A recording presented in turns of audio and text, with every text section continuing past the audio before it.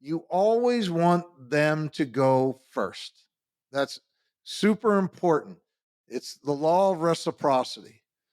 If you give them the opportunity to talk, then they're going to give you the opportunity to talk. You're listening to Elevate, the official podcast of Elite Agent for real estate industry sales professionals, property managers, and leaders. With thanks to our partner, Connect Now, Elevate brings you the best tools, thinking, and strategies to elevate your results. For more information about how Connect Now can make moving easier for your clients, visit connectnow.com.au. And to get new episodes of Elevate directly to your inbox, sign up at eliteagent.com/subscribe. Here is your host, Samantha McLean. Hey everyone, it's Sam here. Today we're joined by Steve Shull, an elite business coach specialising in real estate. Steve has over 25 years of coaching experience, guiding agents to achieve top performance and maximising earning potential. But Steve's journey into real estate is anything but ordinary. Before coaching real estate agents, he dominated the gridiron as a linebacker for the Miami Dolphins, playing for the legendary coach Don Shula, and even served as tri-captain of Super Bowl XVII. Drawing upon his high-pressure experiences in the NFL, Steve brings a unique perspective to the world of real estate. He's also written a number of books, the most recent being The Full Fee Agent, co-authored with fellow author and coach Chris Voss.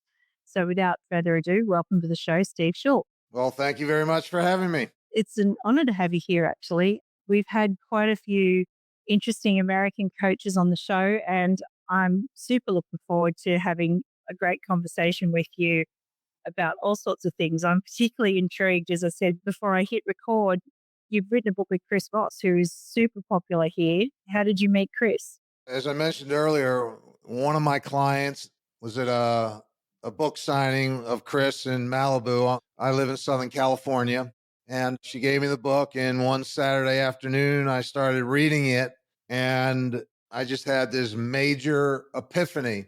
I've been coaching for 32 years now, and I was very linear as a coach. It was all about fact, logic, and reason.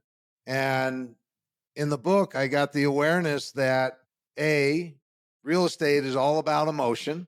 And you can't overcome emotion with fact, logic, and reason. And that's what agents are out there trying to do every single day with their listing presentations and their sales pitches. They're trying to convince people to do business with them based on fact, logic, and reason. And that simply doesn't work. And, that epiphany that you can't overcome emotion with fact, logic, and reason. And buying and selling a home is an emotional experience. I reached out to Chris and I said, everything that you wrote about in this book applies to real estate 100%. And I'd love to do a program with you. And he agreed. We started with a 8-week program via Zoom on negotiation. And we kept evolving from there. And about 2 or 3 years ago is when we sat down together to write The Full Fee Agent. Amazing. I want to get back into the full fee agent in a little bit, but I mean, as I mentioned in my intro, you've had an incredibly diverse career transitioning from professional football, which we don't understand here, by the way, because, our footballers, they don't wear helmets and they look like they're fighting constantly. But what initially drew you to real estate, and what parallels have you drawn between the two fields? Well, what happened, I tore my knee up, ended my career. From there, I went back and got a graduate business degree. And then I worked on Wall Street for about 5 years. And then I was living in Florida and moved out to California. I had listened to back then it was probably a cassette tape. I go way back. And I was interviewing a sales trainer here named Mike Ferry, and was interviewing 2 agents in Long Beach, California, Kim and Daryl Rouse. They were in their second year of real estate, and they were on track to sell 100 homes in their second year. To put that in perspective, the average agent in the United States closes 4 homes a year. So they were way above that number. Anyway, I listened to this interview, and it just clicked for me. Real estate was a progression, and the progression was contacts equal leads Leads equal appointments, appointments equal listings, listings equal sales. And I teamed up. I met someone out here in California who had been in the business for about 10 years. She was selling about 10 homes a year. However, she knew the business. She was technically sound, knew the market. I didn't know anyone. I just moved from California from one coast to the other. So everything was backwards. Nothing made sense. I didn't know anyone. I didn't know the market at all. Anyway, I partnered up with her. We jumped into real estate, and I was taking the training that I was getting. And in our first year, which was a horrible market, a horrible market, we ended up selling 53 homes. And I was just prospecting 4 to 5 hours a day. I was door knocking 200 doors a day. I was calling expired listings. I don't know if you have expired listings where you are. I was calling expired listings every day, following up. I was just doing it right by the book, the way you're supposed to do it as a new agent. Anyway, so in our second year, we were on track to do 100 homes. And I went to this trainer, Mike Ferry, and I said, I think what I did with my partner, I could do with a lot of agents. And that's where the first real estate coaching program was actually born. And this was 1993. And Mike said, okay, let's do it. And that's where real estate coaching started. In the beginning, the structure was a 15-minute phone call every 2 weeks. Back then, it was about fax. Email didn't exist. And I created an accountability form where agents would track their contacts every day, their leads, their appointments, their listings, their sales. They'd fax it in to the office. And I was just doing one 15-minute appointment after another. And I was with Mike till 1996. I went out on my own then. And that's when I first formed Performance Coaching. And again, this is my 32nd year as a real estate coach. Yeah, that's amazing. We know Mike Ferry here too. I think there are some agents listening to this podcast who would have been probably trained by Mike Ferry. I'm interested to know, in 30 years, some people would say that real estate hasn't changed that much, and other people would say that real estate has changed a lot. If you had to start the same coaching business over again, what would you focus on?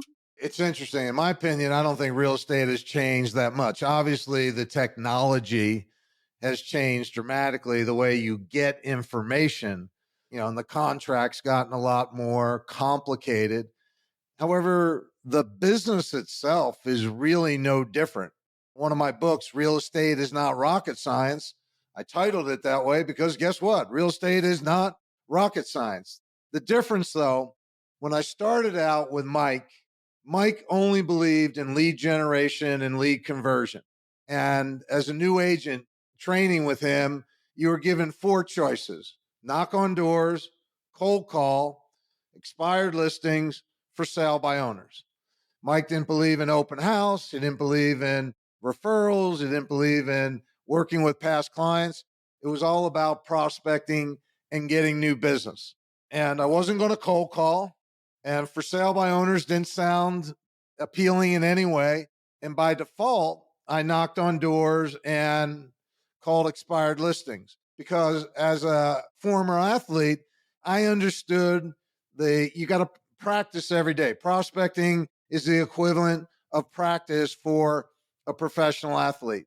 So all this stuff made sense to me.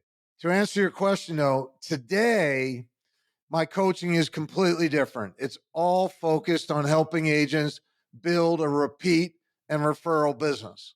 Because at least here in the United States, that's what the business is. For most good agents, 50% or more of their business is coming from past clients and referrals. And so my coaching has really shifted to that's what I focus on exclusively today and do very little around cold prospecting. Yeah, that's interesting actually, because there would still be some coaches that would say lead generation's the most important thing. Some would say conversion's the most important thing. Some would say, as you're saying now, repeat and referral business is the most important thing. Would you say that that's the most important thing out of those 3 things I just mentioned?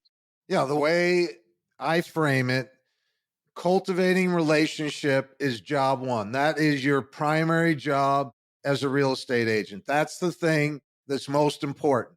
And that's what I'm coaching my agents on every day in their schedule. I'm a big proponent of time blocking.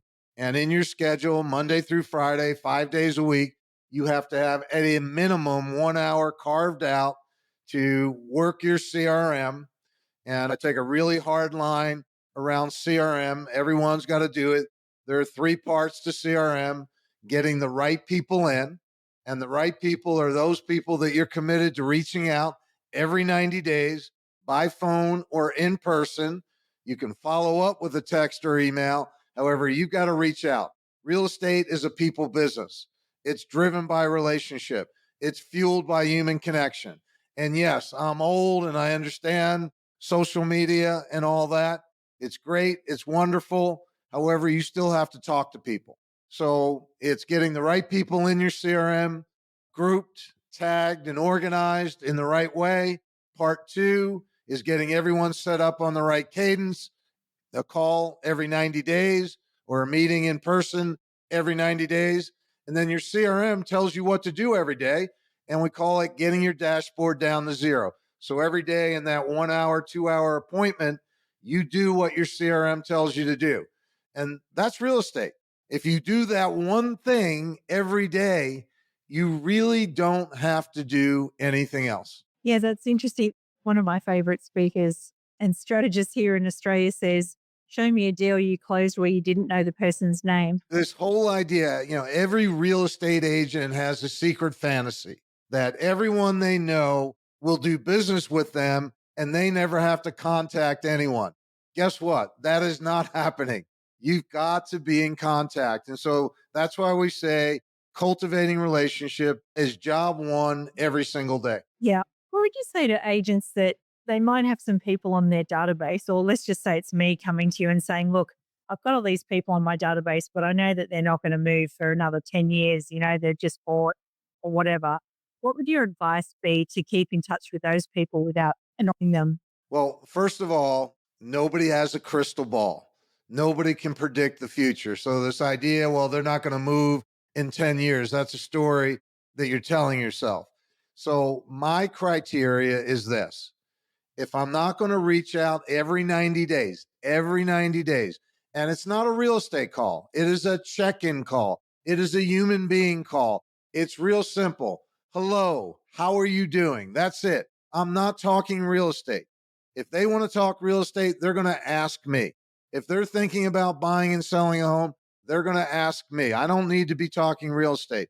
So my criteria for who goes in your CRM, am I committed to calling that person every 90 days? If I am, then they go in. If I'm not going to do that, then they're not going in the system. Most agents treat their CRM like a dumping ground, and they just put everything in there. It gets all cluttered up. They have thousands of names. They don't know who these people are, and they turn it on and they shut it down. Your CRM, you've got to keep clean every day. Yeah, great advice. So let's get on to the full fee thing because, you've written a book called The Full Fee Agent and you're quite passionate about agents resisting the temptation to discount their services. What do you think are some of the most common misconceptions agents might have about commission and how can they overcome? Well, we just talked about a limiting belief, but what's your advice for overcoming those limiting beliefs around money? Yeah. Getting agents paid their full fee, that is a real passion of mine because, again, I've logged over 60,000 hours of one-on-one coaching, 32 years. I can confidently say I've coached more real estate agents one-on-one than anyone else on the planet. And I know the business inside and out. I was an agent, married to an agent, been coaching 32 years, consulting, owned a brokerage for 5 years. I've seen the business from every different angle, and I know the economics of real estate.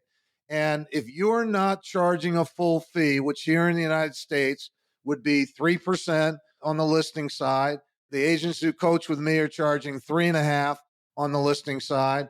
And then on the buy side, it would be 3% or higher again. So a minimum of 6%. If you're not charging that, you're not really making money. You're working really hard just to keep your head above water.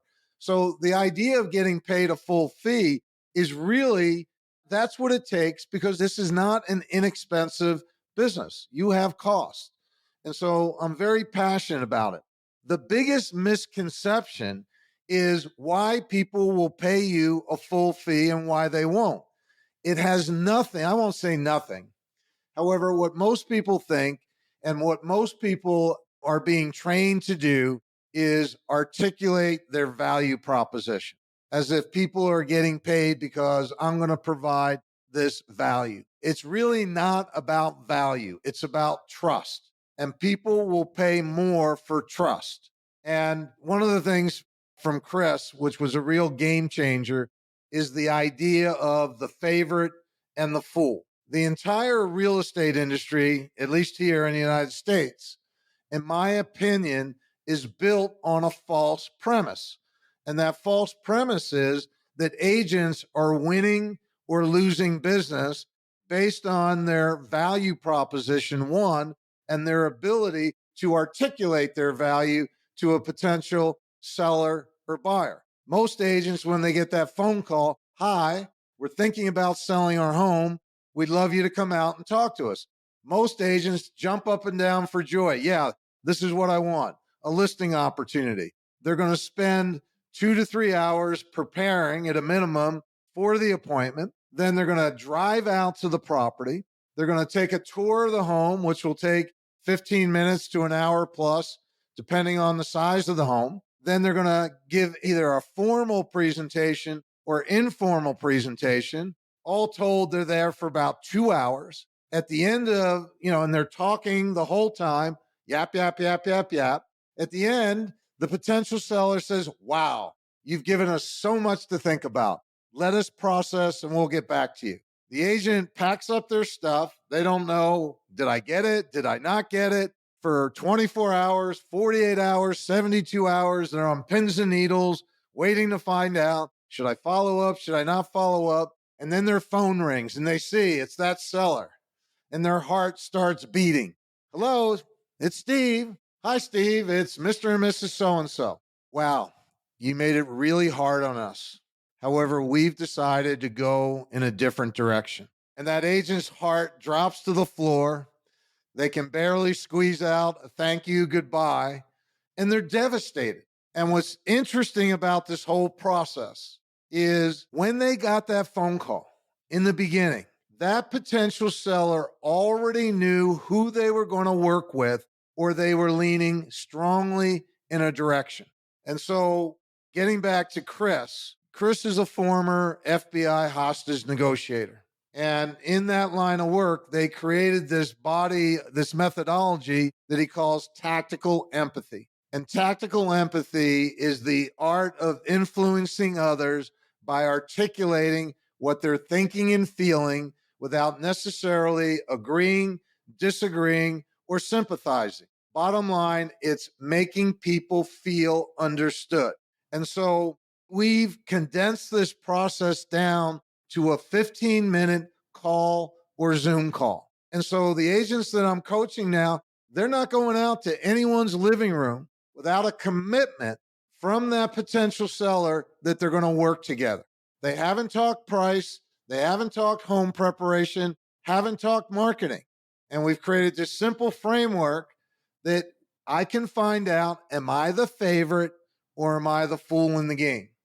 And so it's not about winning them over with what you're going to do for them. It's simply finding out what's true. Do they want to work with me or not? I come from a corporate background of bid management, and I read about your favorite or the fool philosophy. We used to approach this in a very similar way. We either knew that we were the favorite because the client had already made their decision, or we knew that we were going to be what we used to call column fodder, which is the client was just going to take everyone's fee and then line them up and go, all right, well, I was going to pick this one anyway, but maybe I could see if I could bargain this one down and get this one down further or something like that. How do you know as an agent whether you are the favorite or the fool/column fodder from a vendor?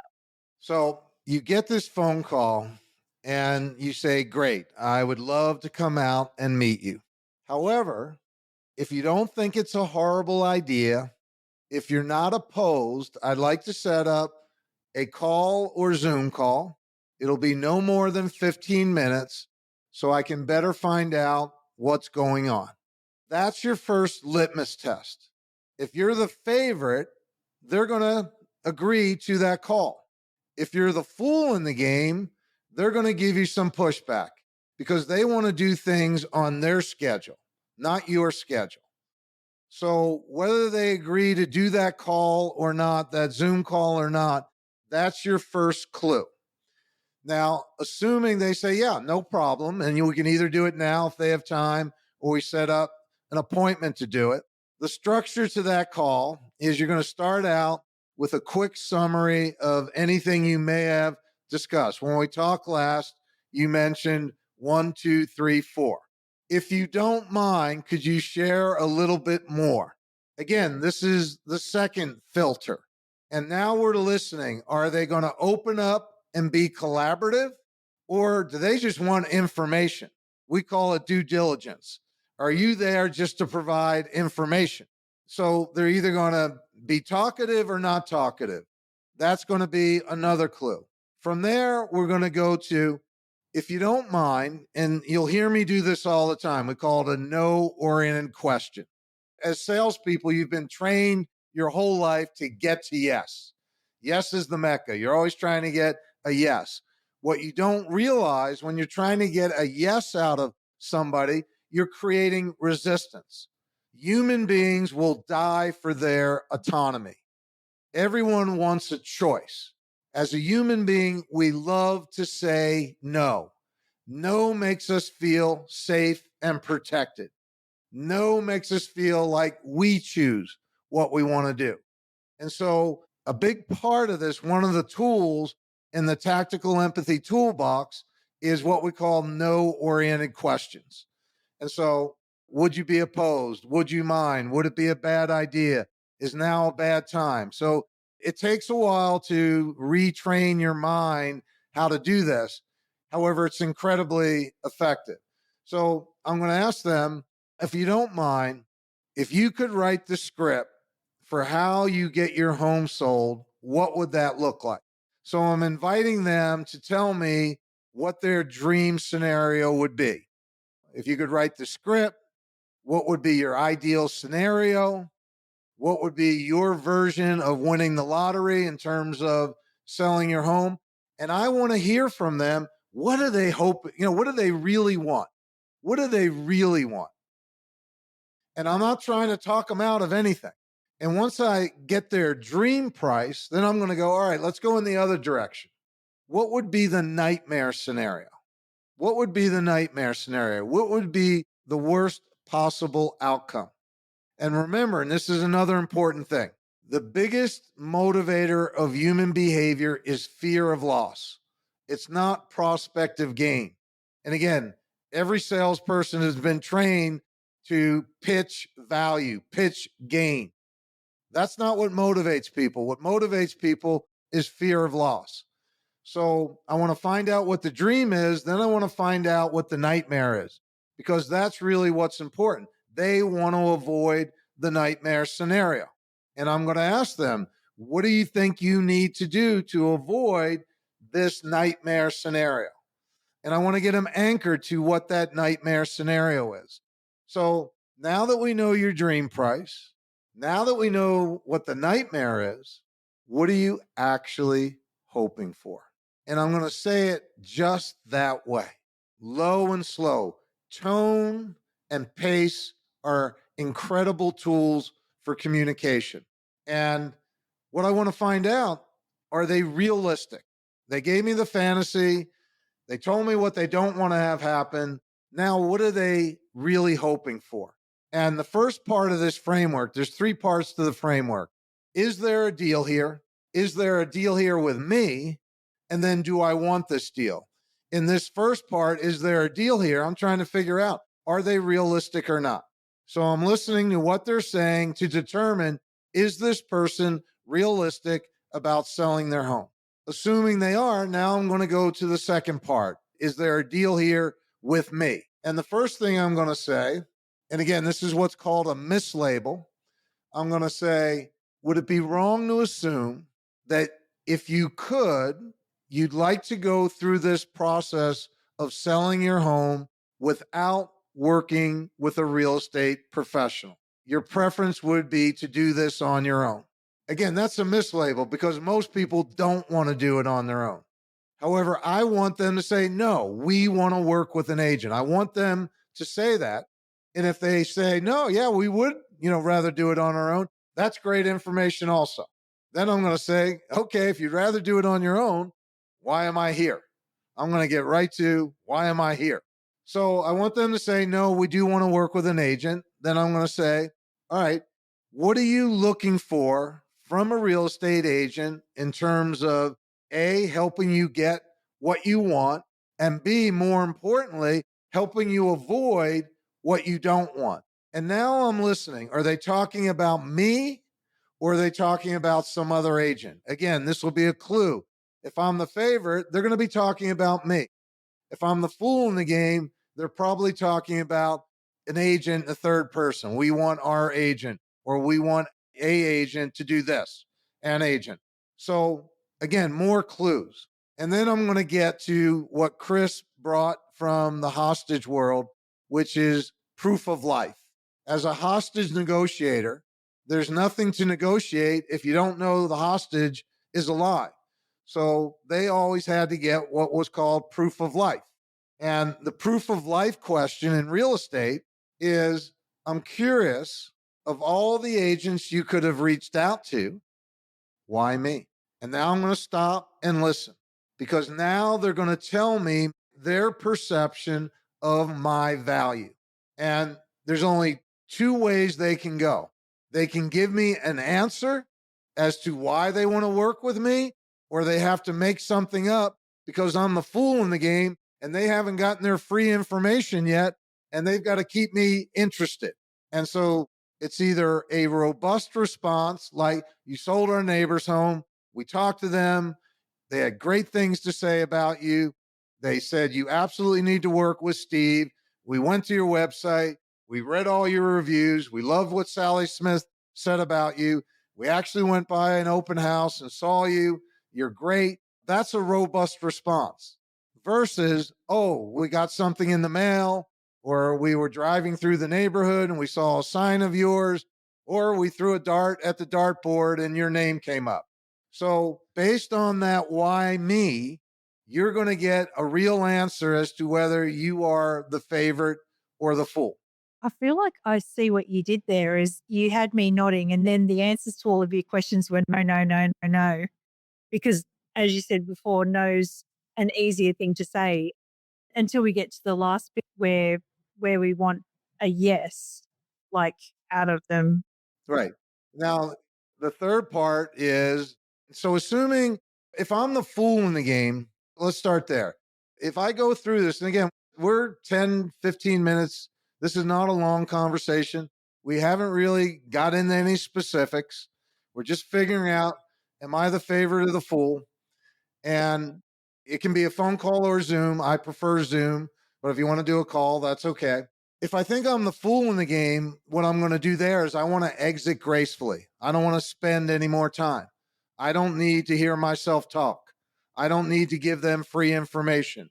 I don't do free consulting. In real estate, most agents, at least over here, they're operating on hope, meaning they're going to give everything they have for free, hoping someone will do business with me. We don't do that at all. One of the things Chris said early on, which was a real jaw dropper, the more value you give away for free, the less valuable you become. And that goes against all the wisdom in real estate, again, because agents are always giving everything away for free. So if I think I'm the fool in the game, I want to get out of there and I want to do it gracefully. I don't want to be a jerk about it. And I'm going to say something like, well, it sounds like if I think I'm the fool in the game, then I'm going to ask this question. I'm going to say, would I be wrong to assume that you're probably interviewing other agents? And you always ask that. Would I be wrong to assume that you're probably interviewing other agents? And again, if you're the fool in the game, they're going to hem and haw. They may say yes. You just put them on the spot. And then I'm going to ask, who are you interviewing? And then they're going to go, well, that's not really relevant. And the more resistance you get to them talking about other agents, that's just confirmation you're the fool in the game. And I'm going to say, why don't we do this? Why don't you meet with the other agents? And if for any reason you're not confident or comfortable that they can help you, then you can reach back out to me and we can reconnect. Because all I want to do is get off the phone or get off the Zoom call right now because I'm the fool in the game. Now, if I think I'm the favorite and we want to move forward, then I want to figure out, do I want this deal? And we're going to start out by saying, before moving forward, there's a couple things that I want to bring up that might be potential sticking points. And they're going to say, what's that? One is my fee. And they're going to say, what's your fee? And I'm going to say, very expensive. And in their mind, they're going to 10%. That's the number they're going to go in their mind. Well, what's your fee?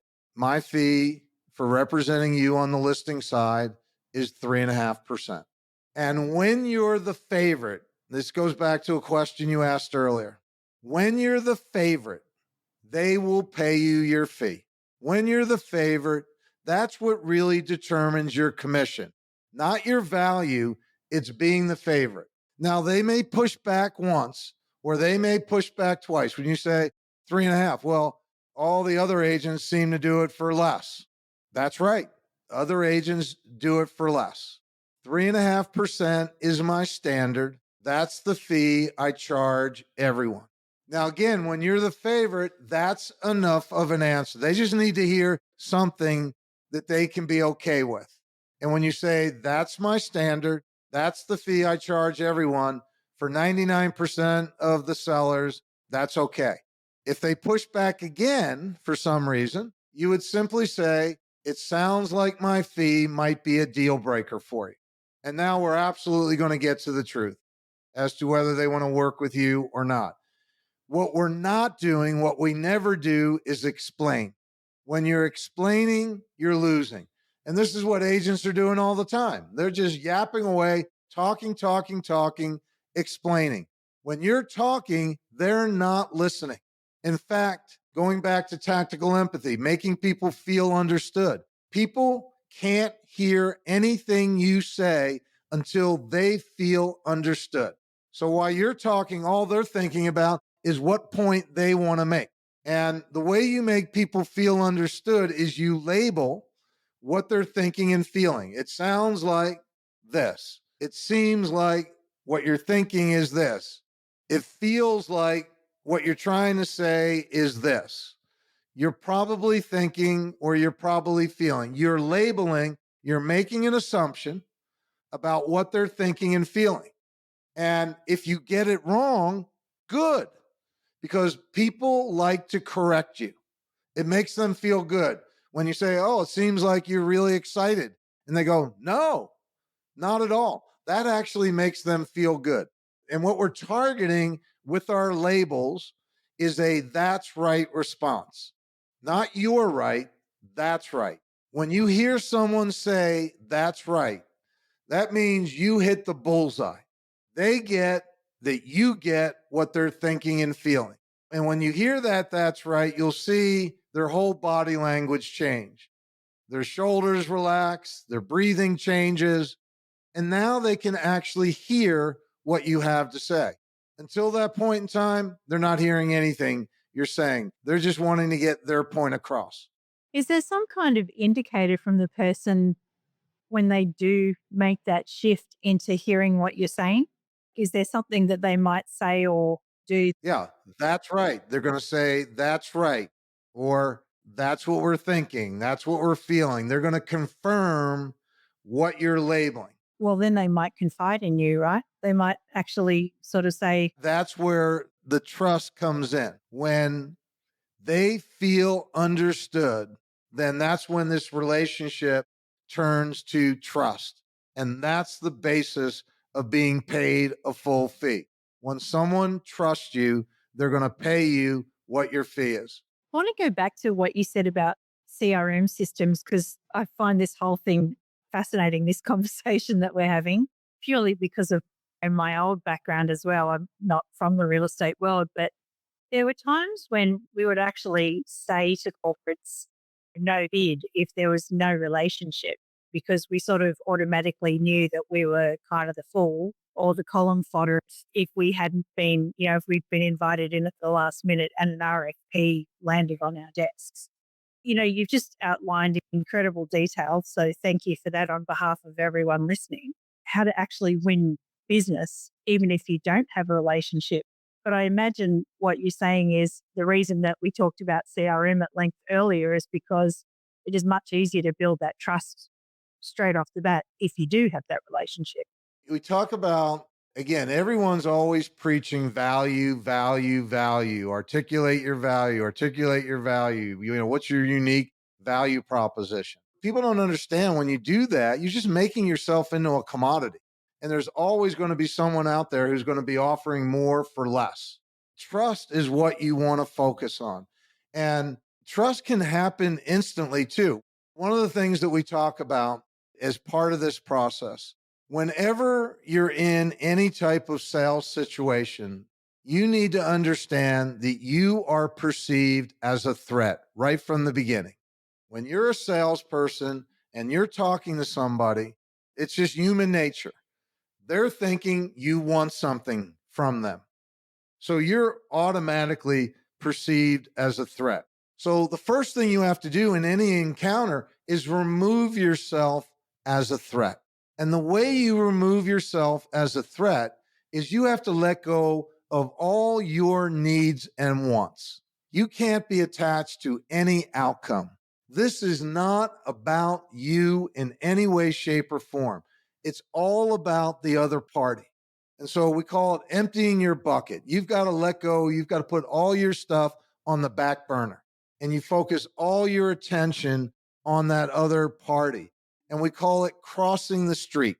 What most people do in a sales situation, you, the salesperson, are on one side of the street and the client's on the other side of the street.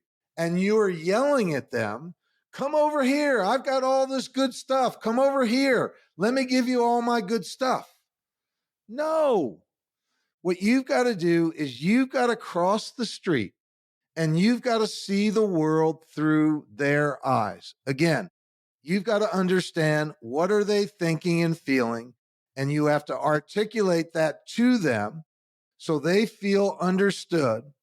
And once they feel understood, then you're going to guide them, not lead them. Most salespeople are always trying to lead people to where they want them to go. We're going to guide them. The difference between leading and guiding, leading, you're telling people what to think. Guiding, you're making them think about what they need to think about.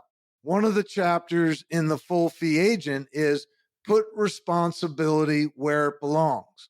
And real estate agents are always taking responsibility on that's not theirs to take on. And it's very stressful. When you have an overpriced listing because the seller won't price it realistically, that's on the seller. That's not on you. However, agents take it on them as if somehow there's some magic trick that they can perform to get an overpriced listing sold. And they're stressed out because that listing is overpriced. In our methodology, we're always keeping the responsibility where it belongs. If you can't make a decision about something, you're not responsible for it. The other thing that we talk about is salespeople think they're problem solvers. That's their job. I've got to solve a problem. No, it's not your job to solve the problem. It's your job to diffuse any negative emotion so someone can think more clearly. And when you think your job is to solve a problem and you don't have a solution, then you don't bring the problem up. You try and avoid it, stick it in a drawer, act like it's not there until it blows up. In this practice of tactical empathy, we call it get the elephants out early. We want to get all the obstacles out on the table up front. That's why we're talking about commission in the first 15 minutes. If that's going to be a deal breaker, I want to know it now. And so we want to get in front of everything that we can. And there's a way of delivering bad news. One of the greatest things out of working with Chris is now agents have a way to deliver bad news. And remember, this is your job. What are you delivering all the time? Bad news. How uncomfortable is it for you to deliver bad news? I'm going to make your life so much better right now with one dialogue, one simple dialogue that will change everything for you if you have to deliver bad news. And you're never going to guess what this dialogue is. And the dialogue is this: I've got some really bad news. And then you don't say anything for a beat. You're going to hate me. You're going to think I'm the worst real estate agent on planet Earth. You're going to want to fire me. We call this the accusations audit. And what you're doing is you're taking them to the worst possible place so that when you actually tell them what the bad news is, it's a relief. It's a relief. And so as an agent, you don't need to stress out about bad news. All you need to do is say, I've got some really bad news. This is going to break your heart. Whatever they might accuse you of. And then you deliver the news, you let them process, and you keep the responsibility where it belongs. I've got some really bad news. We've been on the market 60 days. Your home is not going to sell for the price you want. Quiet. Let them process. And then you're going to simply say, how do you want to proceed? And you're not getting into any defense. You're not bringing out comps. You're not explaining why it's not going to sell. You simply say, I've got some bad news. You're not going to want to hear this. Your home isn't going to sell for the price you wanted to sell it for. How do you want to proceed? This is an absolute game changer for everyone because everyone's afraid of delivering bad news. And most real estate agents are accommodators. There are three personality types. There's the assertive. The assertive is bottom line. It's all about respect, and assertive needs to be heard. There's the analyst. The analyst is all about data. It's all about facts, logic, and reason. Analysts don't like surprises. Analysts don't want to make a mistake. They're very methodical in how they process. An assertive, very bottom line. Analytical, very different mindset. Then the accommodator is all about the relationship. They want everybody to be happy. They are hope-based. And most agents are accommodators. Of the three types, at least 50% of the agent population, if not more, are accommodators. So you're a people pleaser. So the idea of delivering bad news freaks you out because you think someone's not going to like you. And when you understand this way of delivering bad news, it alleviates so much stress, so much stress. I wanted to ask you one more question because that sort of made me think of another scenario that we see all too often. And that is we've just gotten past delivering our fee with impact. The next thing, when you ask about what is your dream situation, and let's just say the vendor or the seller says something that is completely out of the bounds of what the CMA and the data are telling you, do you cover that off immediately or how do you handle that? Again, going back to the framework, I want to hear what the dream is. I don't want to cut them off because I want them to clear their head out. I want them to say what they really want. Then I'm going to talk about the nightmare and I'm going to anchor them to the idea of avoiding the nightmare. And then I'm going to ask them, okay, what do you really want? And let's say what they really want is out of bounds. Okay. When I say, so what are you really hoping for? And they give me an answer that's way out of bounds. I'm going to say, I just have one question for you. What happens if the best buyer in the market is not willing to pay you what you think your home is worth? What are you going to do? And so, again, I'm listening to how they react. And if they're just convinced of their price, so it sounds like you're 100% convinced that someone out there is willing to pay your price. And they're going to go, That's right. So I'm curious, how long are you willing to be on the market without someone making an offer that's acceptable to you? And again, what I'm listening for, is there a seller here? I mean, if they're just out of bounds and they're convinced they're going to get their price and I don't hear any realism at all, then I'm walking away from that. But what I'm not going to do is I'm not going to make them wrong. This is what agents are doing all the time. Now, they're not doing it intentionally, but they're making people wrong. And when you make somebody wrong, when you tell them, no, you're wrong, trying to show them why their price isn't where the market is, nobody wants to feel like that I'm making you wrong. So again, we're making them think. Rather than telling them what to think, we make them think. If we lay out the comps, we're going to say, all right, you're looking at these numbers. How do you interpret it? And if they go, well, we'd like to hear your opinion. So it sounds like you really want my guidance.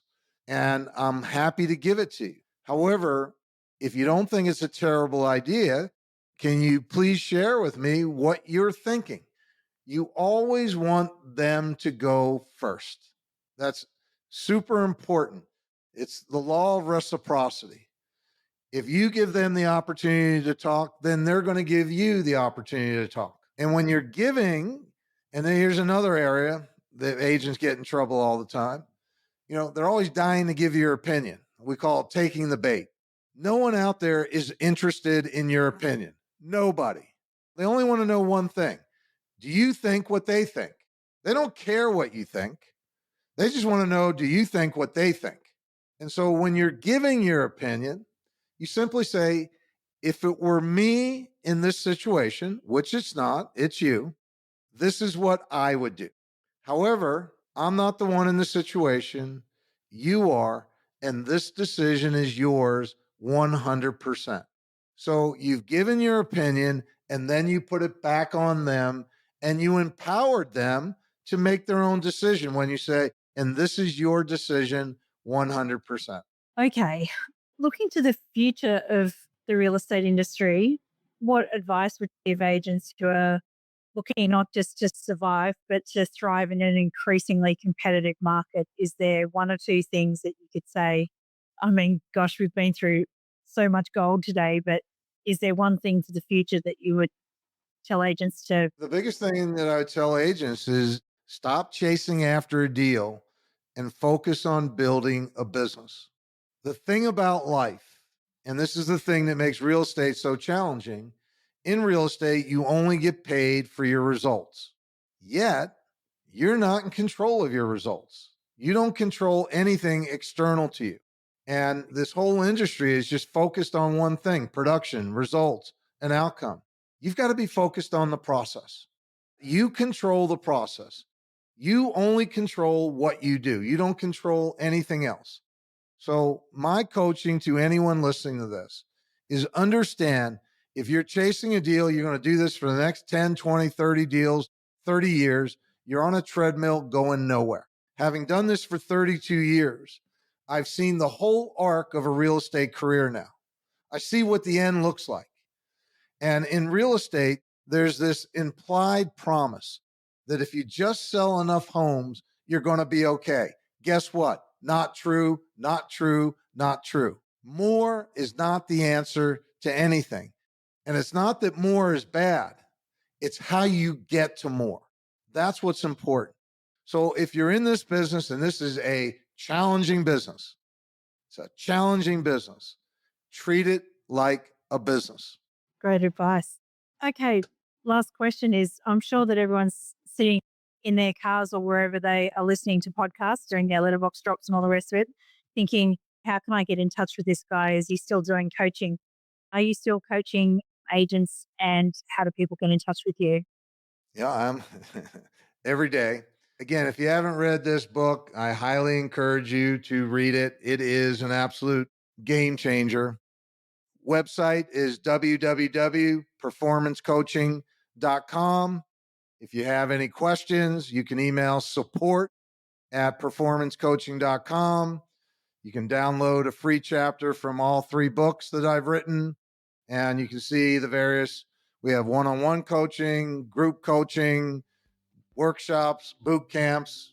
It's all there. Yeah, amazing. Steve Shull, thank you so much. It's been a real pleasure. Thank you for having me. Everyone, thanks for listening. We hope you enjoyed this episode of the Elevate podcast, with thanks to Connect Now. To stay in touch with all things Elite Agent, sign up for our daily newsletter, The Brief, at eliteagent.com/subscribe.